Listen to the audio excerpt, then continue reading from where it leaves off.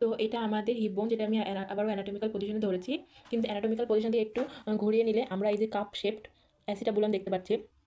তো এই অ্যাসিটাবুলামটি initially Y shape, এই যে দেখা যাচ্ছে ওয়াই শেপ একটা কার্টিলেজ দ্বারা ভাগ করা থাকে, 3 ভাগে ভাগ করা থাকে। উপর এলিয়াম, এদিকে ইস্টিয়াম আর এদিকে পিউবিস। তো এই যে অ্যাসিটাবুলামের আপার 2/5 হচ্ছে আমাদের ইলিয়াম, আর লোয়ার 2/5 হচ্ছে আমাদের ইস্টিয়াম, আর অ্যান্টিরিয়র 1/5 হচ্ছে আমাদের পিউবিস। তো এই যে এটা এইদিকে আমাদের পিউবিস পুরোটাই, আর তারপরে এইদিকে এখান থেকে শুরু করে এইদিকে আমাদের পুরোটাই ইস্টিয়াম, আর এখান থেকে শুরু করে এইদিকে পুরোটাই হচ্ছে আমাদের ইলিয়াম। তো আবার অ্যানাটমিক্যাল পজিশনে ধরছি। তো আমাদের ইলিয়ামের বর্ডার আছে 3টা। সামনের দিকে এই যে অ্যান্টেরিয়র বর্ডার, পেছনের দিকে posterior border posterior border posterior border, আর মিডিয়াল বর্ডার। আর এন্ড আছে 2টা, আপার এন্ড, এই যে টোটাল এটা পুরোটাই আপার এন্ড, এটাকে আমরা ইলিয়াক ক্রাইস্টো বলি।